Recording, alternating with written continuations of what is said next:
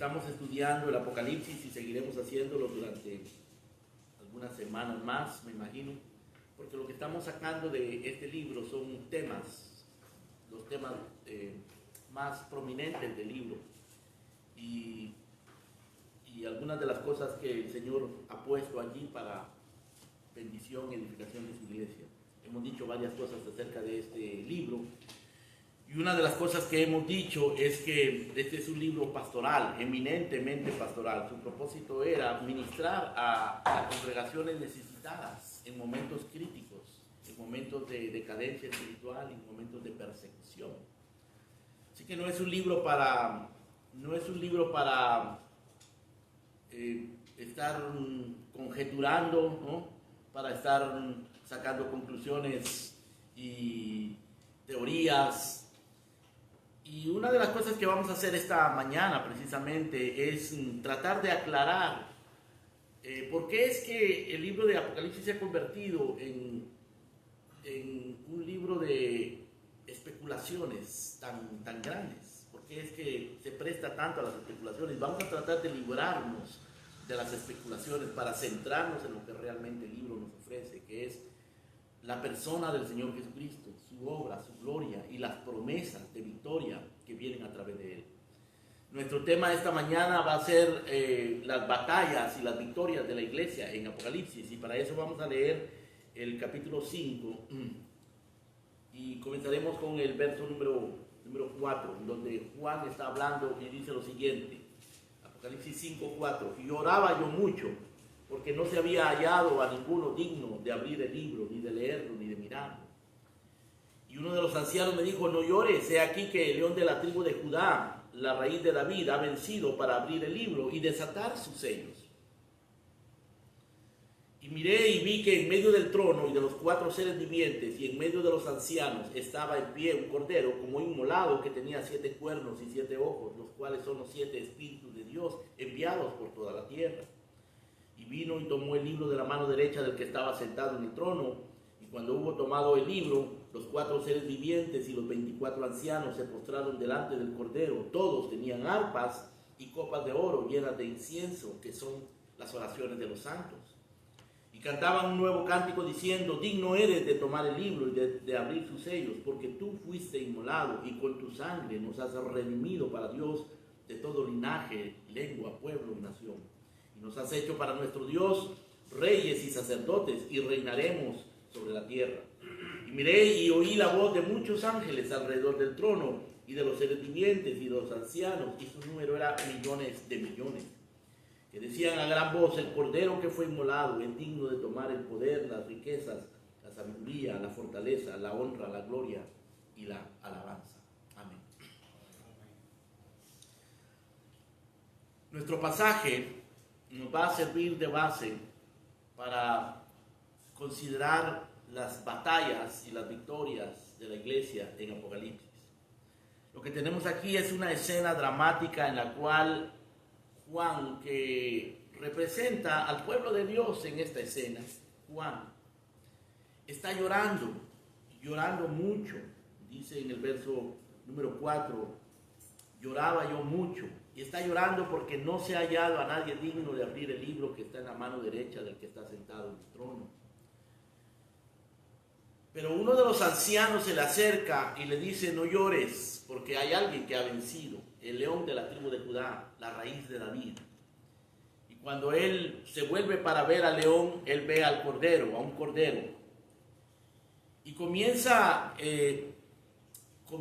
otra escena, o se deriva de esta escena se deriva otra en la cual los ancianos y los 4 seres vivientes que representan la creación y representan a los redimidos comienzan a adorar al Cordero por su victoria. Luego se le unen ángeles, millones y millones de ángeles, de manera que los 24 ancianos que representan al pueblo de Dios, los 4 seres vivientes que representan la creación y los millones y millones de ángeles cantan este cántico en el verso número 12. Al Cordero que fue inmolado, el Cordero que fue inmolado es digno de tomar el poder, la riqueza, la sabiduría, la fortaleza, la honra, la gloria y la alabanza. Aquí se está hablando de Cristo y de su victoria. Y el libro de Apocalipsis tiene como tema central precisamente eso, la victoria de Cristo. Pero lo que vamos a considerar ahora está muy directamente relacionado, porque vamos a hablar de las victorias de la iglesia.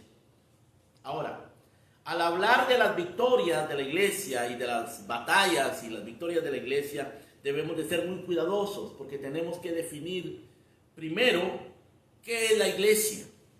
Y luego tenemos que definir qué es la victoria de la iglesia en el contexto bíblico y particularmente en el contexto del Apocalipsis.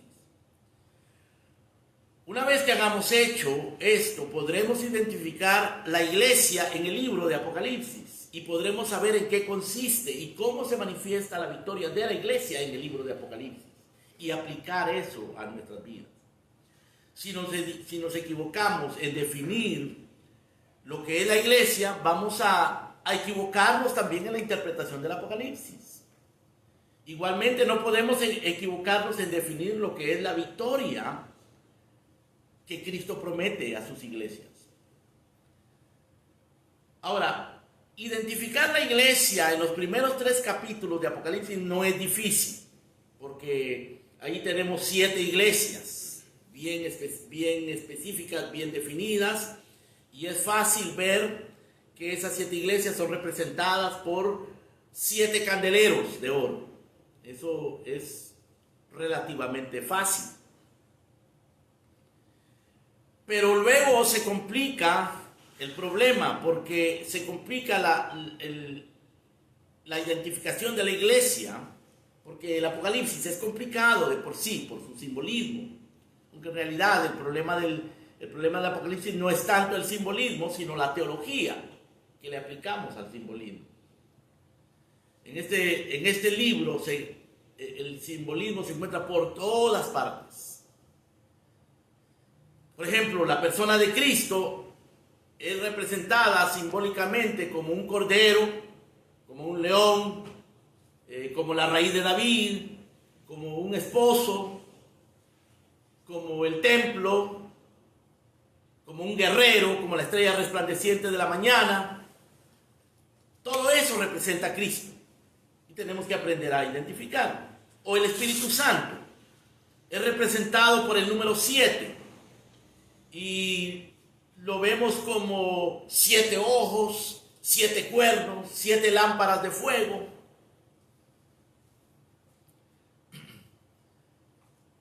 El Espíritu Santo es representado de una manera simbólica también, al igual que Cristo.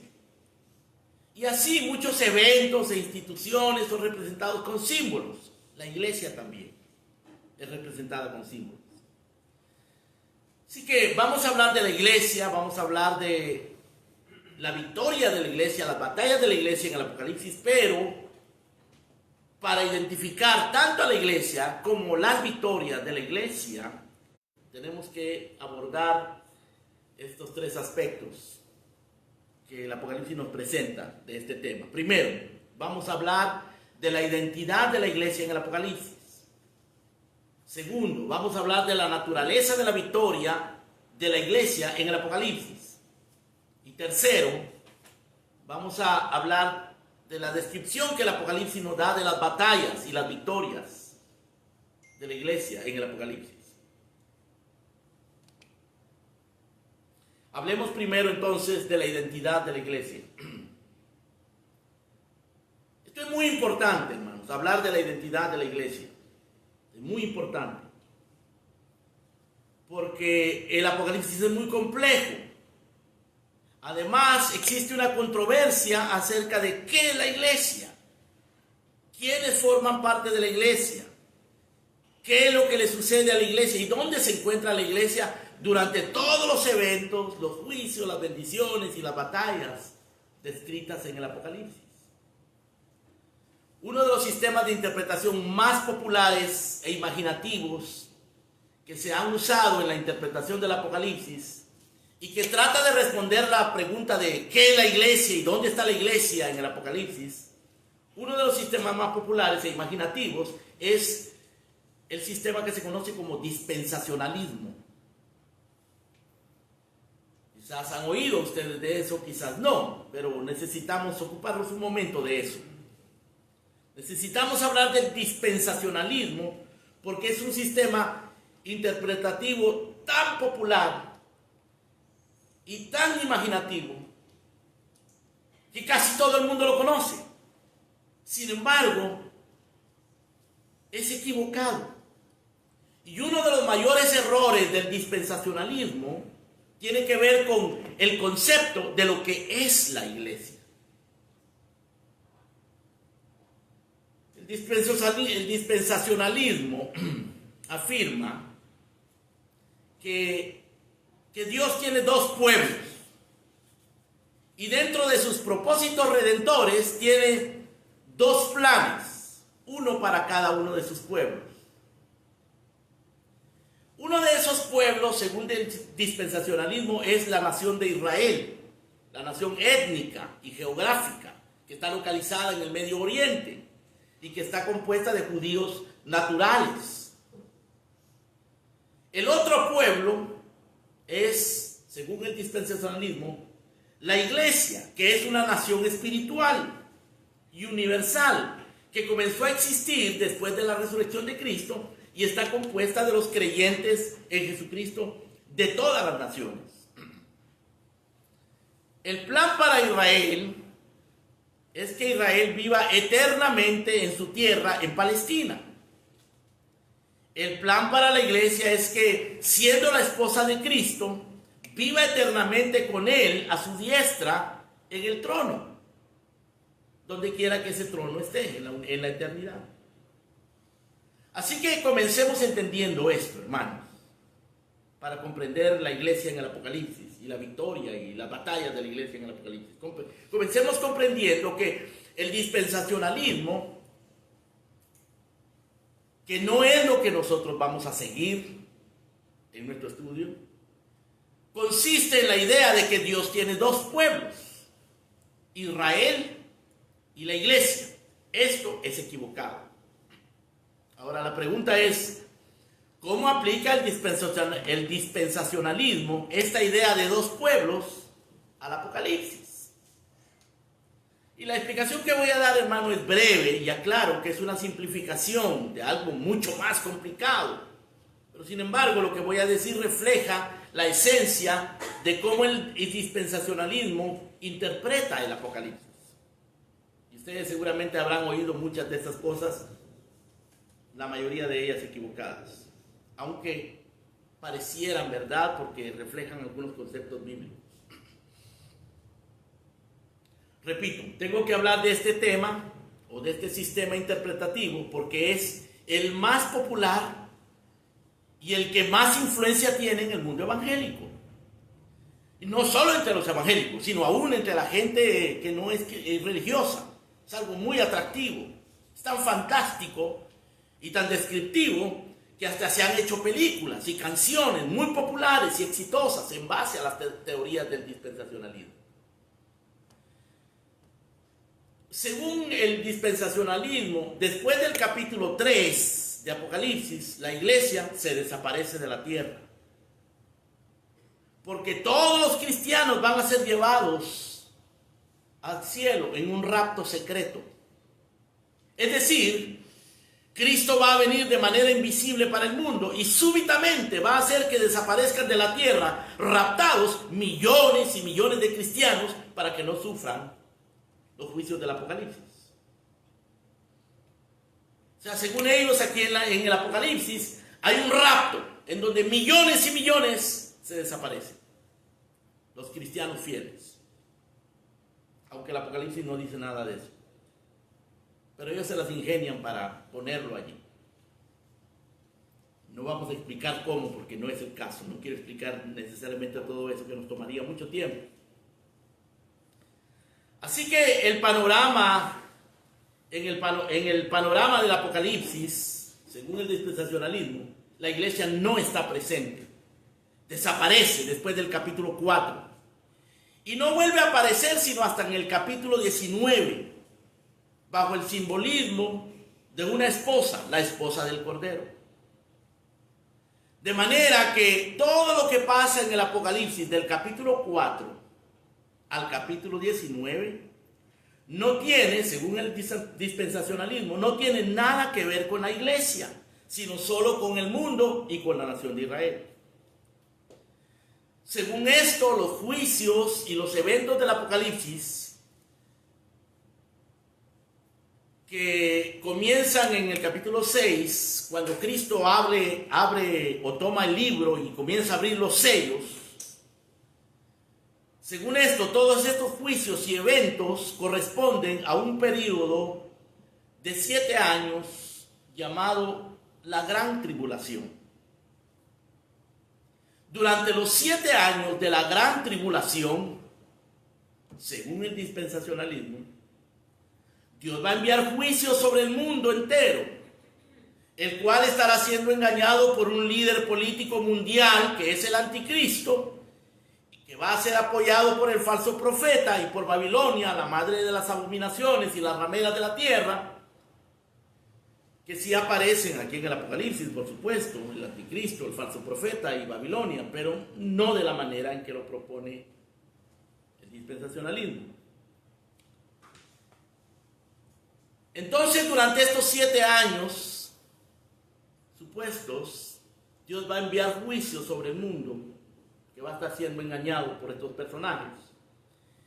Y en medio de todo esto, durante los 7 años de la tribulación, la iglesia, por supuesto, como ya lo dijimos, no va a estar porque habrá sido llevada en el rapto o arrebatamiento, pero la nación de Israel sí estará en la tierra.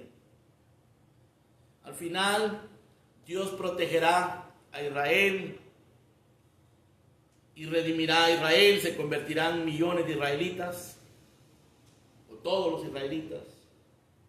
De modo que mientras aquí en la tierra hay juicios, engaño y persecución contra los judíos convertidos después del arrebatamiento, la iglesia ya estará en el cielo porque ha sido arrebatada, estará con Cristo. Al final de los 7 años de la gran tribulación, después de una guerra literal de Cristo contra las naciones, contra la bestia, el falso profeta, Cristo va a obtener la victoria, vendrá con gran gloria junto con la iglesia que ha sido arrebatada 7 años antes. Y comenzará el milenio, que serán 1000 años de paz y justicia en la tierra, durante los cuales Cristo, según el dispensacionalismo, reinará sobre todo el mundo en un trono literal en Jerusalén con su esposa la iglesia. Y en el mundo van a haber 1000 años de paz y de justicia. Después de los 1000 años, habrá otra guerra contra un grupo de naciones que se rebelarán contra Cristo, y Cristo va a derrotar a esas naciones y vendrá el juicio final. Esto es el dispensacionalismo.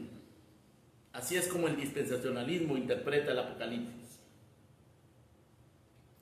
De modo que cuando ustedes oigan hablar de que la iglesia va a ser llevada en un rapto secreto, o que Israel es el reloj profético de Dios, o cuando oigan hablar de los 7 años de la gran tribulación, o de la conversión en masa de los israelitas, o de un chip que va a ser colocado a todo el mundo como el sello de la bestia, o cuando oigan hablar de los 144,000 judíos evangelistas en medio de la tribulación, o cuando oigan hablar de Moisés y Elías como los 2 testigos que van a conmover al mundo con su testimonio, o de los 1000 años donde la justicia será impuesta y Cristo estará reinando en Jerusalén, literalmente, a todas las naciones. Todos esos conceptos, esas teorías, esas suposiciones, vienen del dispensacionalismo. Ya no vamos a hablar del dispensacionalismo. Pero es algo muy fascinante. Hay mucha gente que se encuentra fascinada con eso, pastores y creyentes. Por supuesto, la Biblia habla de muchas de esas cosas. Muchos de esos conceptos están en la Biblia, pero no como lo describe tan imaginativamente el dispensacionalismo. En realidad, todos estos conceptos se refieren a los eventos, instituciones, fuerzas, juicios y bendiciones de los cuales hablaron los profetas en el Antiguo Testamento y los apóstoles en el Nuevo Testamento. Pero no se refiere a cosas secretas o sensacionalistas, como muchos se las imaginan. Ahora, hermanos, yo sé que muchos tienen esas ideas y puede ser que se sientan confundidos respecto a esto, o que tengan mucha convicción, o incluso que se sientan ofendidos por lo que estoy diciendo, como que si estoy menospreciando pues sus ideas, ¿no? No quiero ofender a nadie, no quiero confundir a nadie respecto a sus convicciones, cada quien las tiene. Porque yo sé lo que es creer en esto. Yo creía todas estas cosas con mucha sinceridad. Fui enseñado en esas cosas cuando me convertí. Y las creí, las estudié profundamente, las enseñé por cerca de 20 años en mi vida. Yo creía todas esas cosas. Pero llegó un momento cuando la Escritura misma me convenció de que esta no era la doctrina bíblica. Y poco a poco, lentamente y con gran dificultad, fui saliendo de eso. Y comprendiendo que lo importante del Apocalipsis y de la profecía bíblica no es averiguar qué es lo que va a pasar. No es averiguar quién va a sufrir los juicios, quién va a ser el anticristo, o cuándo va a ser el rapto secreto. Eso no es lo importante. Lo importante del Apocalipsis es ver a Cristo en él. Porque allí se nos revela al Señor Jesucristo. Lo importante es fundamentar nuestra fe en las promesas de victoria que Él nos ofrece en el Apocalipsis. Lo importante es aprender a través del Apocalipsis a vivir en Él para estar preparados, venga lo que venga, suceda lo que suceda, cuando quiera que suceda. Así que todo esto que he dicho no es para entrar en debates o para convencer a nadie o para contradecir, sino para aclarar y para ayudar a los que quieran ver a Cristo en el Apocalipsis. Es para ayudarlos a que reciban la bienaventuranza que ofrece este libro, a los que leen, a los que oyen y guardan sus maravillosas enseñanzas. Porque el libro de Apocalipsis comienza con una bienaventuranza, una promesa de bienaventuranza. En capítulo 1, verso 3 dice, bienaventurado el que guarda las palabras de la profecía de este libro. Perdón, esto lo dice en el capítulo 22, verso 7 al final. Y en el capítulo 1, 3 dice, bienaventurado el que lee, los que oyen las palabras de esta profecía y guardan las cosas en ella escritas. O sea, en el capítulo 1, verso 3, nos promete una bienaventuranza para los que leen, los que oyen y guardan las palabras de esta profecía. Ya dijimos que la profecía en la Biblia no se trata de predicciones solamente, sino principalmente se trata de palabras penetrantes, confrontativas, que revelan la verdadera condición de los hombres para que se vuelvan a Dios. Eso es palabra profética y por supuesto trae predicciones. Así que esta palabra profética tiene una promesa. La palabra profética del Apocalipsis. Bienaventurado los que oyen, los que leen, los que guardan las cosas en ellas escritas.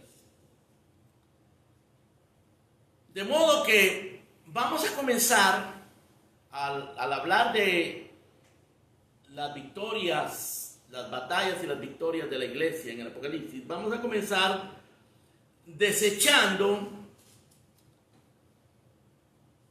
la idea de que Dios tiene dos pueblos con dos planes diferentes y de que se va a llevar a cabo un rapto secreto y que Dios se va a llevar a uno de sus pueblos en ese rapto y va a dejar al otro pueblo aquí en la tierra en medio de la gran tribulación. Vamos a desechar eso. De eso no vamos a estar hablando para que estén claros y nadie se confunda. Porque ese es el sistema dispensacionalista que no vamos a seguir. Ahora, la pregunta es, si no interpretamos el Apocalipsis con el sistema dispensacionalista, no se les va a olvidar esa palabra, ¿verdad? La he repetido tanto. Si no interpretamos el Apocalipsis con este sistema, ¿cómo lo vamos a interpretar? Pues lo haremos de la manera más sencilla posible, que refleje la enseñanza consistente con la totalidad de la revelación bíblica. Y que una enseñanza que despliegue la naturaleza espiritual del nuevo pacto, la naturaleza espiritual de la iglesia, y que esté centrado en la persona de Cristo y en su obra redentora. Así es como vamos a interpretar el Apocalipsis.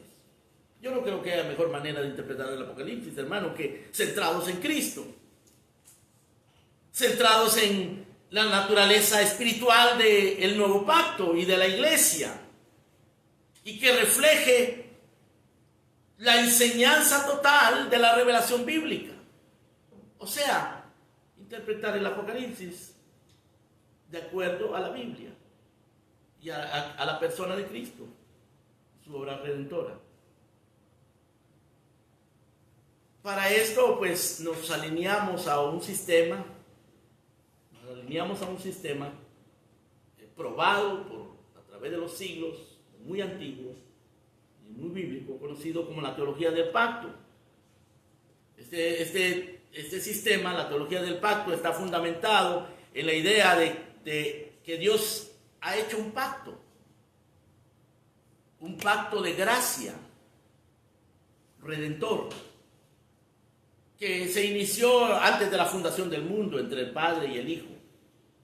El Padre y el Hijo determinaron salvar antes de la fundación del mundo. Pero una vez que el pecado entró en la tierra, cuando Dios expulsó a Adán y a Eva del paraíso por causa de su pecado, y los seres humanos fueron sentenciados a vivir en un mundo bajo maldición, que es donde vivimos. Vivimos en un mundo bajo maldición, sentenciados por nuestro pecado. En el momento en que Dios expulsó a Adán y a Eva, hizo una promesa. La hizo mientras hablaba mientras sentenciaba a la serpiente, que es el diablo y Satanás. La promesa que se halla en Génesis 3:15 dice: pondré enemistad, Dios hablándole a la serpiente, pondré enemistad entre ti y la mujer, entre tu simiente y la simiente suya. Esta te herirá en la cabeza y tú le herirás en el calcañar.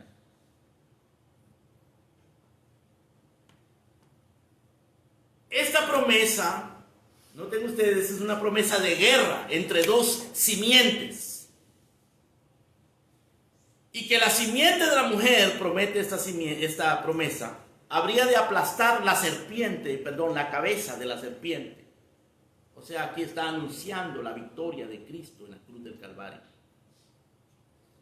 Desde ese momento que Dios hizo esa promesa, el pueblo de Dios comenzó a conocer la fe y a depender de la fe en esa promesa, aunque esa promesa, claro, era una promesa que no tenía toda la claridad que hoy nosotros tenemos, no tenía toda la doctrina que hoy nosotros tenemos en Pablo y en el Nuevo Testamento. Apenas era la semilla de una promesa, pero desde aquel momento el pueblo de Dios comenzó a creerla, comenzó a conocer la fe y a ser salvo por la fe en esa promesa que habría de consumarse en Cristo, que es la simiente. Y al primero que nosotros vemos salvo por la fe, según nos dice el libro de Hebreos y el libro de Génesis, fue Abel. Abel fue el primer salvo registrado. No es que sea el primero que haya sido salvo, porque Adán aparentemente también se arrepintió. Pero el libro de Hebreos nos dice que Abel creyó y ofreció un sacrificio agradable a Dios. Fue salvo. Y entró a formar parte de la iglesia desde aquel tiempo. En el transcurso del tiempo, Dios ratificó esa promesa a diferentes hombres con los cuales hizo pactos. Dios hizo un pacto con Noé. Dios hizo un pacto con Abraham. Dios hizo pacto con Moisés. Dios hizo pacto con David. Y esos pactos que hizo con estos hombres se derivaban de aquel pacto que hizo originalmente. Por eso esta teología se llama la teología del pacto. Todos estos pactos eran la confirmación y la expansión de la promesa original. Pero todos esos pactos, con todas sus promesas, no habrían servido de nada si no viene Cristo a sellar ese pacto con su preciosa sangre. Esos pactos eran preciosos, pero dependiendo de que viniera el Cordero a derramar su sangre para sellar ese pacto. Y vino. Cristo vino. En realidad, los pactos y las promesas, hermanos, eran el anuncio y la promesa grandiosa de la venida de un Redentor poderoso que habría de salvar al pueblo de Dios. Un solo pueblo, no dos. Aunque Israel en el Antiguo Testamento fue usado para preservar la verdad, para pregonar la verdad, para que de ahí salieran los profetas, para que de ahí nos llegaran las escrituras y eventualmente para que de ahí viniera Cristo. La nación como tal no era el pueblo de Dios. Lo era en un sentido, pero no en el sentido eterno, porque no todos los israelitas, solo por ser israelitas, son salvos. De manera que cuando lo vemos desde esa perspectiva del pacto, Dios tiene un solo pueblo, no dos. Y un solo propósito para ese pueblo, en Cristo. Y ese pueblo es la iglesia, compuesta de judíos y gentiles. Así que cuando llegamos al Apocalipsis, debemos de ver, hermanos, allí en el Apocalipsis un solo pueblo, no dos. Este pueblo está representado en el Apocalipsis de diferentes maneras, lo cual veremos más adelante, en un momento. Debido a que hemos ocupado una buena parte del tiempo en aclarar estas cosas, ahora vamos a pasar a nuestra segunda consideración.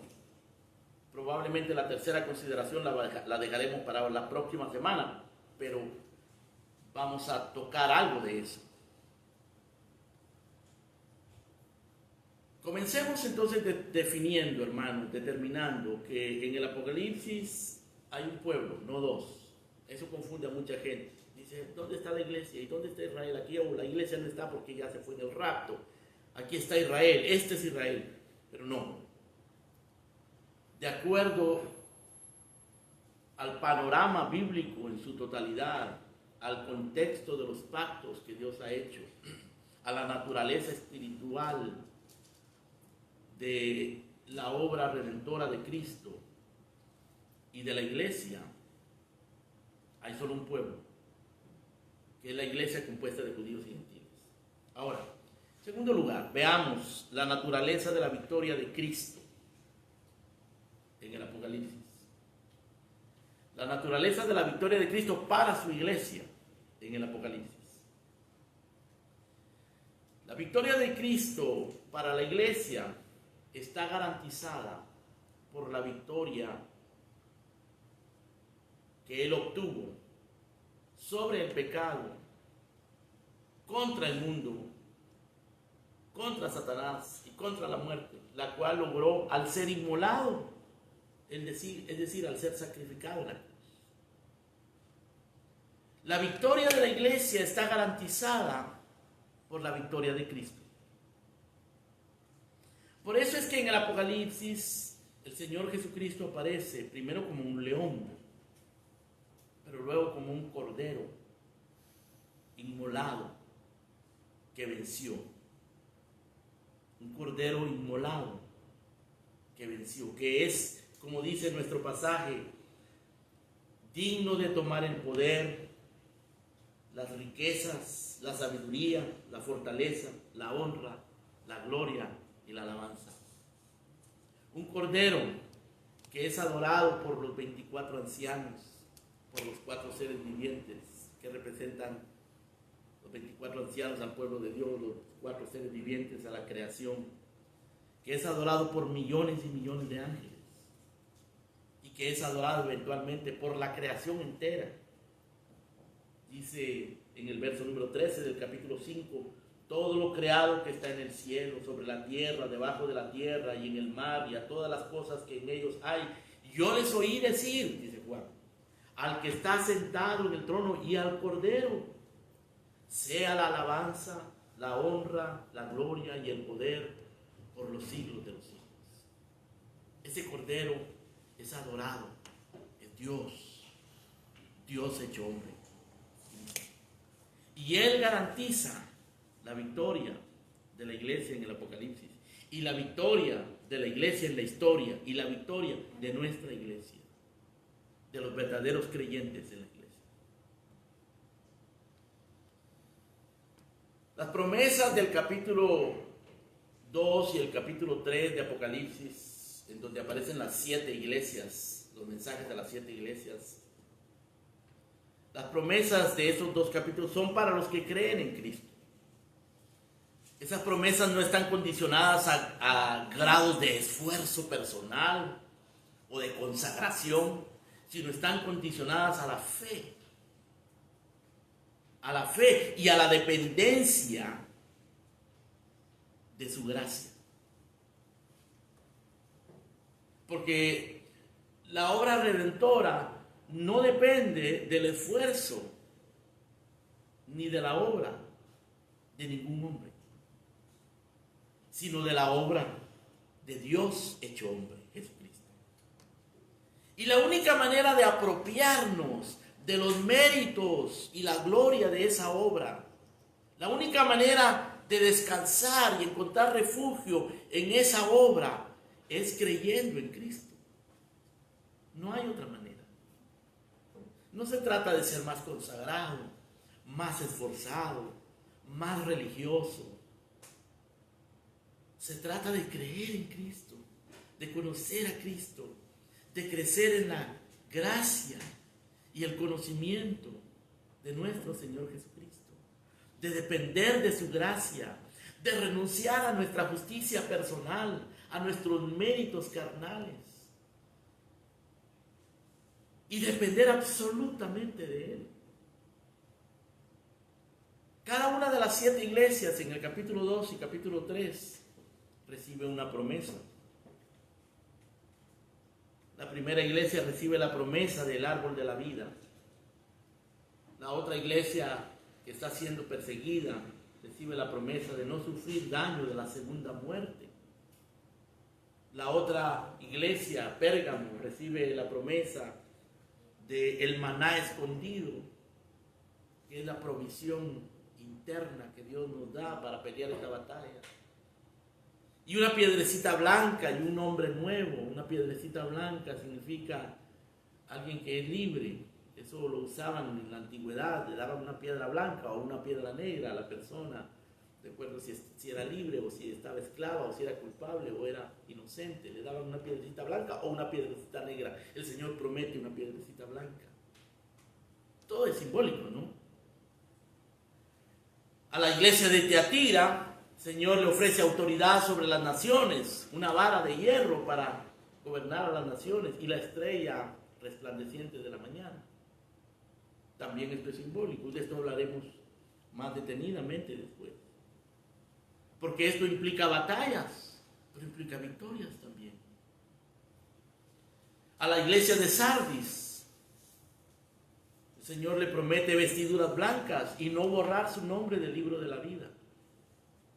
O sea, garantizándoles la vida eterna, la salvación eterna, por su fe en Cristo. A la iglesia de Filadelfia, el Señor le promete hacerlos columna en el templo de mi Dios, dice Cristo. Te haré columna en el templo de mi Dios. A la iglesia de la Odisea, o a los que queden de la iglesia de la Odisea, porque la iglesia de la Odisea está a punto de ser vomitada, ¿no? El Señor le promete: te daré que te sientes conmigo en mi trono. Y todas estas promesas, hermanos, pues como les digo, son para los victoriosos, lo cual implica batalla. Y la iglesia está en medio de una gran batalla en el Apocalipsis, grandes batallas. Las batallas que vemos en el Apocalipsis de la iglesia son las batallas que nosotros tenemos que pelear como cristianos. Pero hay promesas para los vencedores. Y esas promesas son para nosotros. Ahora, todas esas promesas son de carácter y de naturaleza espiritual.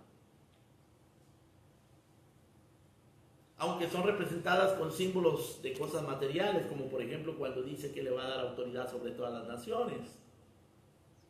Es una manera espiritual de decir que un creyente va a tener autoridad sobre todo lo que sucede en el mundo, en el aspecto político, en el aspecto social. Va a tener esa autoridad y no va a ser dominado, ni doblegado, ni influenciado por lo que sucede en el mundo político. Ahora estamos en un caos político aquí, ¿no es cierto?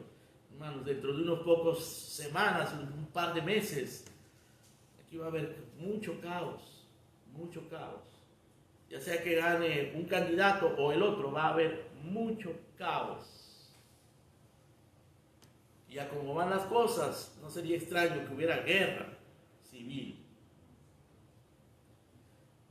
Porque la violencia ya está allí en las calles. Y eso va a seguir creciendo. Y la degradación moral, y la corrupción, y la manipulación. ¿Y qué van a hacer los cristianos en medio de todo eso? Y en medio de una pandemia también. No todo el mundo tiene que andar con máscaras y con miedos. El mundo anda con miedo, los cristianos no. Aunque algunos sí. Pero ¿qué vamos a hacer? ¿Cómo vamos a pelear esas batallas? ¿Y cómo vamos a pelear en medio de todo eso contra nuestra tendencia a la decadencia espiritual, a la mediocridad espiritual en las iglesias, a que el pecado se meta en las iglesias y la mundanalidad entre a las iglesias? El libro de Apocalipsis nos enseña, nos advierte, nos muestra que esas batallas son reales y que la pelea implica sangre, dolor, lágrimas, requiere paciencia y sobre todo fe. Por eso, todas estas promesas son, como dije, de carácter, de naturaleza espiritual. Y todas ellas están ligadas a la promesa suprema de la vida eterna. Eso que acabo de mencionar de las promesas a las 7 iglesias son dimensiones de la multiforme gracia de Dios sobre la vida de los creyentes. Es lo mismo que Pablo dijo cuando en el libro de Efesios capítulo 1 dice que el Padre, dice, bendito Dios y Padre, que nos bendijo con toda bendición espiritual en los lugares celestiales en Cristo. Esas son las promesas de Apocalipsis. Es lo que dijo Pedro en su segunda carta, en el capítulo 1, cuando él dice, todas las cosas que pertenecen a la vida y a la piedad nos han sido dadas por su divino poder, mediante el conocimiento de aquel que nos llamó por su gloria y excelencia, por medio de las cuales nos ha dado preciosas y grandísimas promesas, para que por ellas llegases a ser participantes de la naturaleza divina. Esas promesas de Apocalipsis son eso. O lo que dijo Pedro en la primera carta, capítulo 1, verso 3 y 4. Que el Padre nos hizo renacer para una esperanza viva por la resurrección de Jesucristo de los muertos, para una herencia incorruptible, incontaminada e inmarcesible, reservada para vosotros. Una herencia incorruptible, incontaminada e inmarcesible. Esas son las promesas de Apocalipsis, las batallas de Apocalipsis. Claro, todas las promesas, como ya lo dijimos, son ofrecidas a los vencedores. En los capítulos 2 y 3 se repite: al que venciere, al que venciere, al que venciere, yo le daré, al que venciere, yo le daré. Ahora la pregunta es, ¿cómo se vence? ¿Y quiénes son los vencedores? El apóstol Juan responde a eso en su primera carta, en el capítulo 5. Él dice que son los que creen que Jesús es el Hijo de Dios. Esos son los vencedores. En el capítulo 12, verso 11, cuando habla de la iglesia en medio de las persecuciones de la bestia y de todos los enemigos hostiles en contra de la iglesia, dice: ellos le han vencido por medio de la sangre del Cordero y de la palabra de su testimonio, y menospreciaron sus vidas hasta la muerte. O sea, la victoria es por la sangre del Cordero y por la palabra del testimonio, es decir, dando testimonio del evangelio, de la gracia en el cual ellos han creído. Y dice que en muchos casos menospreciaron sus vidas hasta la muerte. Esta batalla puede implicar sangre literal y muerte. Y el Apocalipsis es muy claro en decirnos eso, hablar de las persecuciones. La Biblia nos muestra que se puede ser débil humanamente y a la vez vencedor.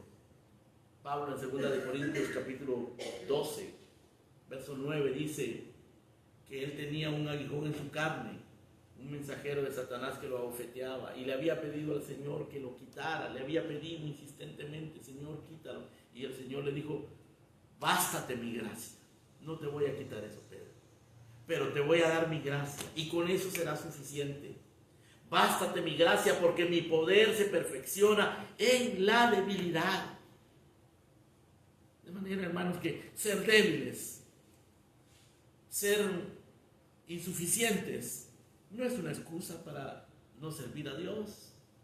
No es una excusa para no ser fieles, porque Él nos da su gracia, aunque sigamos siendo débiles. No nos quita la debilidad, no nos quita las tentaciones, no nos quita las pruebas ni el sufrimiento, pero nos da su gracia.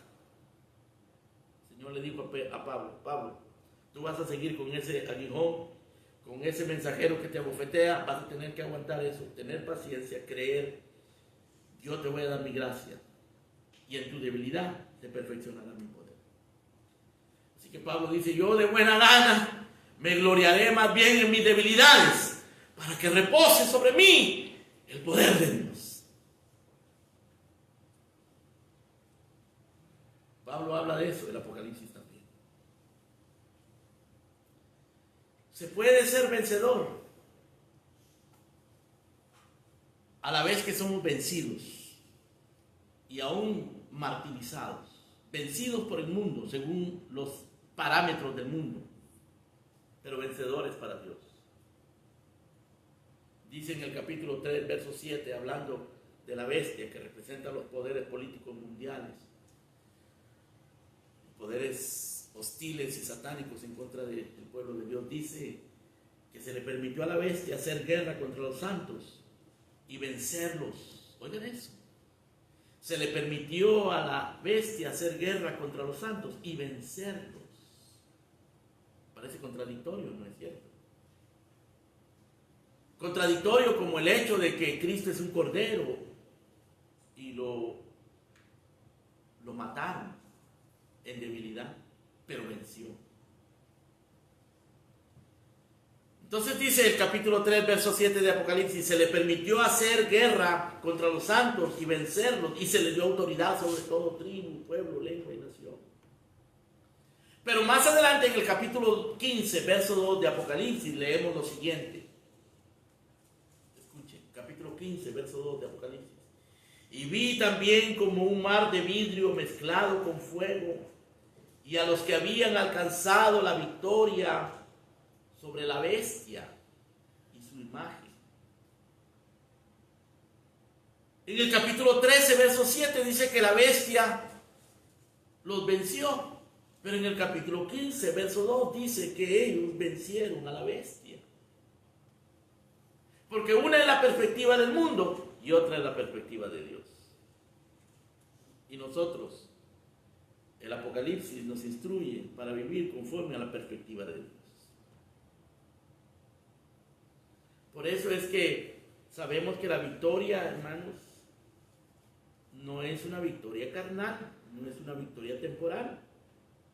Y esos falsos maestros que andan enseñando victoria, que andan enseñando que los cristianos tienen que estar todo el tiempo contentos y que los cristianos les tiene que ir bien siempre y manejar el mejor carro y tener las mejores posesiones y tener el mejor vestido y que nunca les pase nada malo, son falsos. Ciertamente Dios prospera, y cuando nos prospera es para que nosotros le hagamos bien a otros y usemos eso para gloria de Dios y para el bien de otros. Dios prospera, Dios bendice, Dios puede prosperar mucho materialmente a los creyentes. Claro que sí, lo ha hecho y lo seguirá haciendo con muchos. Pero es para que nosotros pongamos todo al servicio de Dios. Juan, capítulo 5, la primera carta de Juan, capítulo 5,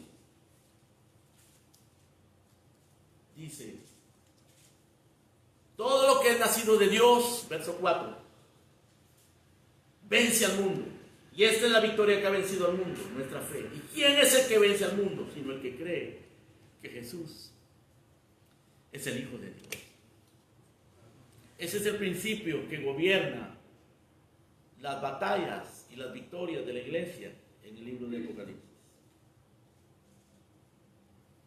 Ahora, en tercer lugar, ya hablamos acerca de qué es la iglesia y dónde está la iglesia en el Apocalipsis, y aclaramos los problemas que provoca el dispensacionalismo con esto. Hablamos de la naturaleza de la victoria de la iglesia en el Apocalipsis.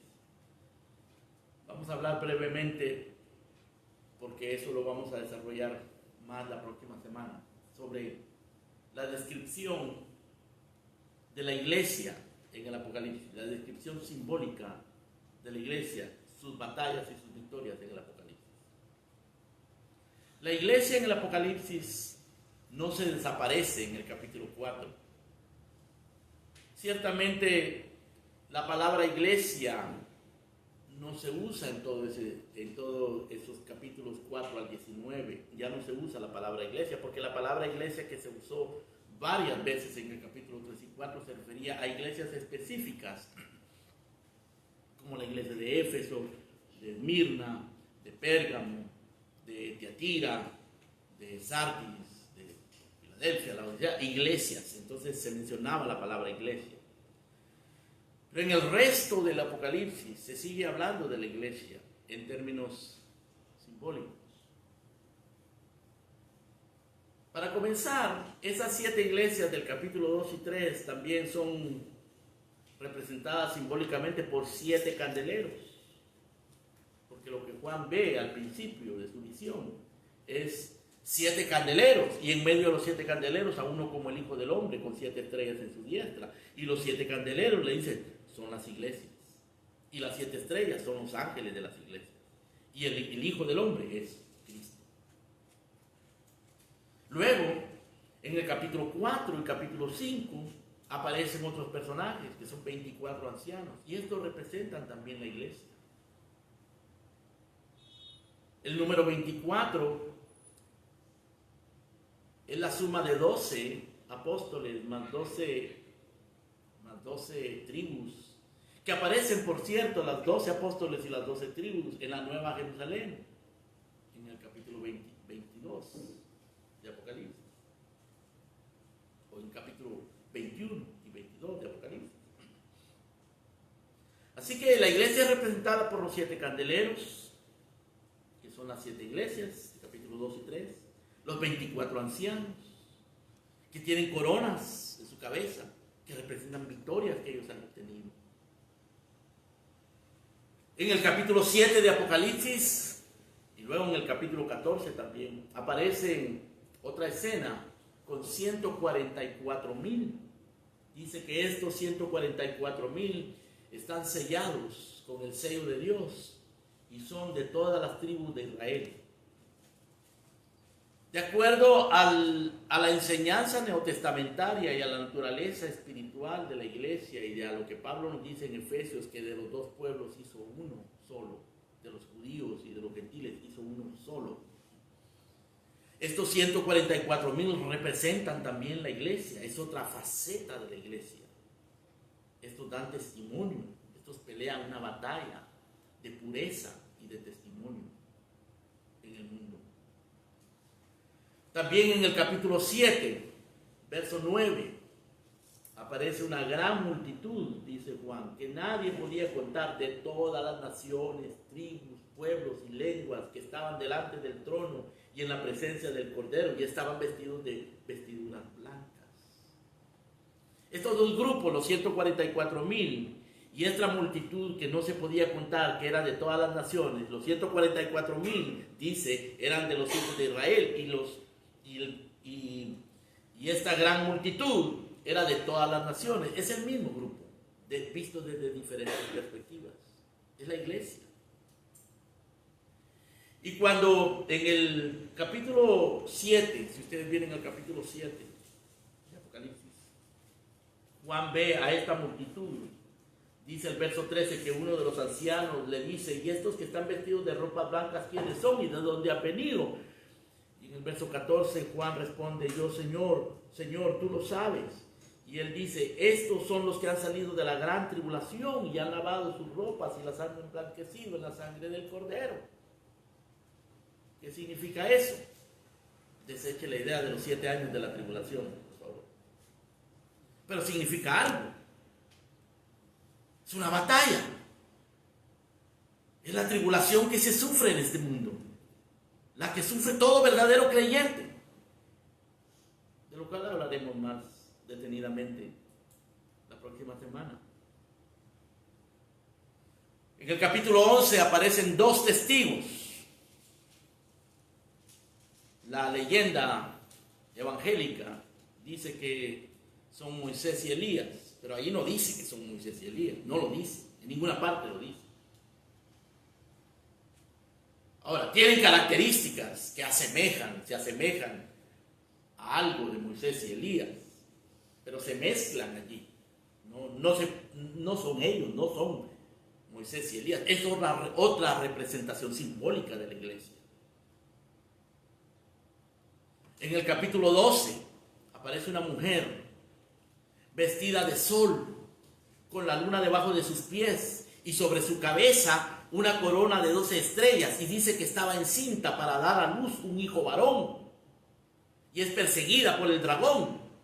Esa es la iglesia, peleando la batalla y ganando una gran victoria en medio de grandes persecuciones.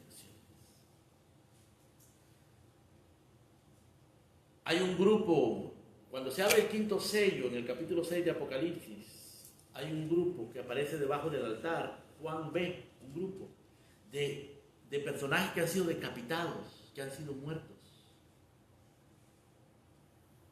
martirizados, y ellos claman justicia y venganza y dicen: ¿hasta cuándo, Señor, no vengarás la sangre de tus santos que ha sido derramada? En el capítulo 3, verso 7, que leímos anteriormente, dice que la bestia se le dará autoridad contra los santos y los vencerán y los matarán. Habrá muchos mártires. En capítulo 20, verso 4, aparecen estos mismos grupos de decapitados. Y esto es también la iglesia. En el capítulo 19 aparece la esposa del Cordero. Y una voz proclama: bienaventurados los que son invitados a la cena de las bodas del Cordero, porque las bodas han llegado. Esa es la iglesia. Es otra representación de la iglesia en el Apocalipsis. En el capítulo 21, Juan ve descender una ciudad completa del cielo. Dice: esta es la nueva Jerusalén. Primero ve cielos nuevos y tierra nueva. Luego ve la ciudad de Jerusalén, la nueva Jerusalén, descender del cielo como una esposa ataviada para su marido. Cuando él contempla de cerca esa ciudad, dice que tenía 12 cimientos, y los 12 cimientos eran los 12 apóstoles. Y tenía 12 puertas.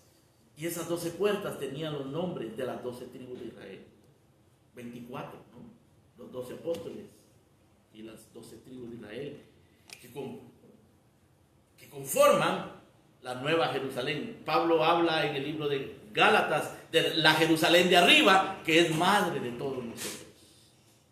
Y del Israel de Dios, la iglesia. Todos estos símbolos, hermanos, son diferentes aspectos de la multiforme gracia de Dios en su pueblo. Es la iglesia en el Apocalipsis, peleando y ganando la victoria. No podemos hablar más detenidamente de eso hoy, pero lo seguiremos haciendo. Vamos a contemplar esos diferentes simbolismos y lo que eso representa para nosotros y lo que nos enseña acerca de las batallas y de las victorias de Cristo para su iglesia. En todo tiempo, en todo lugar, para todo verdadero creyente, para toda verdadera iglesia. Pero antes de que cerremos, hermano, quiero que consideremos algunas cosas importantes y útiles que brotan de esto para nuestras vidas. De todas estas consideraciones podemos deducir que no debemos de apartar nuestra mirada de Cristo y de su obra redentora cuando leamos el Apocalipsis. No apartes tu mirada de Cristo cuando leas el Apocalipsis. No le tengas miedo al Apocalipsis. No te sientas confundido, busca a Cristo allí y lo vas a encontrar. No apartes de ahí tu mirada. No estés buscando en el Apocalipsis el reloj profético de Dios, porque Dios no tiene reloj profético. No estés pensando que la Biblia está codificada para que nos la expliquen los especialistas. No. Tienes que familiarizarte con la Biblia, con sus temas, con la redención, con las doctrinas de la redención, con la persona de Cristo y sus atributos santos, su inocencia, su obediencia, su sacrificio, su muerte, su resurrección, su intercesión, sus propósitos. No estés esperando nuevas revelaciones, ni mucho menos estés esperando entender el Apocalipsis en base a las noticias y a los eventos, o a la política, o a la pandemia, o a las guerras en el Medio Oriente, o a la política de Israel, o los fenómenos naturales, o los líderes mundiales. No hagas eso. No hagas eso. Esa no es la manera de leer el Apocalipsis. No vas a sacar ningún provecho con eso, excepto llenarte la cabeza de ideas inútiles. Cuando Juan se encuentra con uno de los ángeles en el capítulo 19, hablan por favor conmigo, el capítulo 19.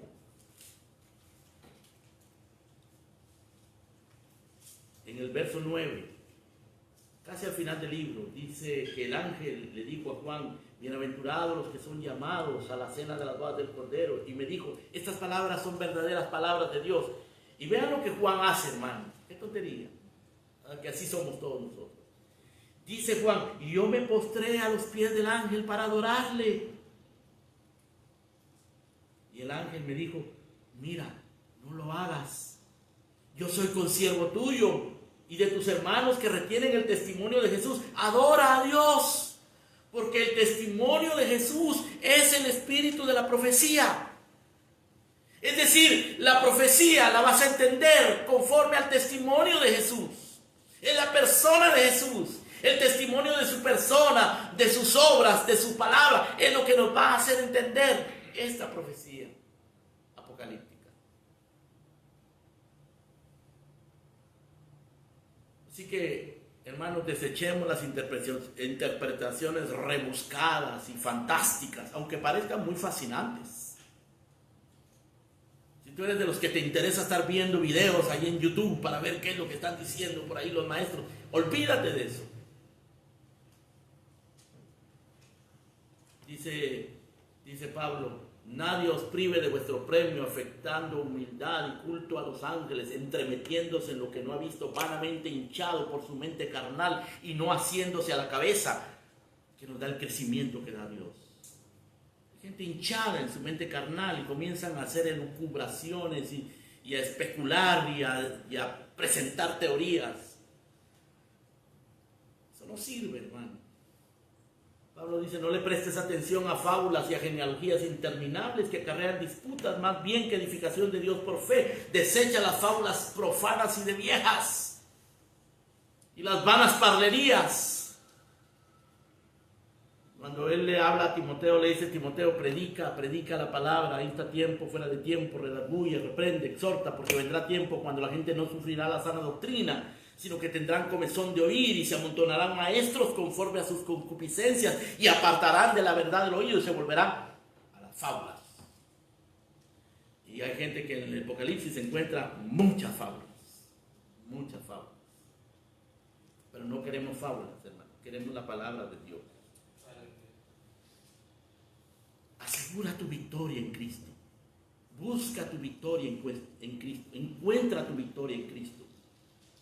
Nuestros más grandes enemigos vienen de dentro de nosotros mismos, nuestra justicia propia, nuestra confianza en la carne, nuestra arrogancia religiosa, la tibieza espiritual, la corrupción moral, la cobardía, la tolerancia del mundo y del pecado. Cristo nos puede dar la gracia para pelear contra eso. Y aquí lo aprendemos en el Apocalipsis. Preparémonos.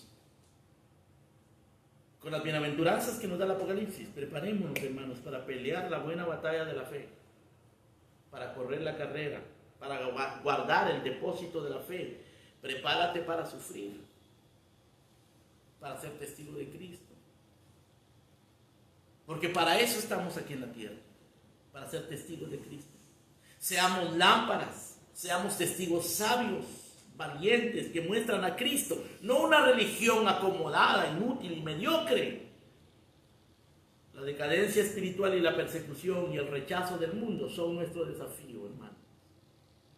Pero en Cristo tenemos victoria. Dice Pablo, mas a Dios gracias, el cual nos lleva siempre en triunfo en Cristo Jesús y por medio de nosotros manifiesta en todo lugar el olor de su conocimiento.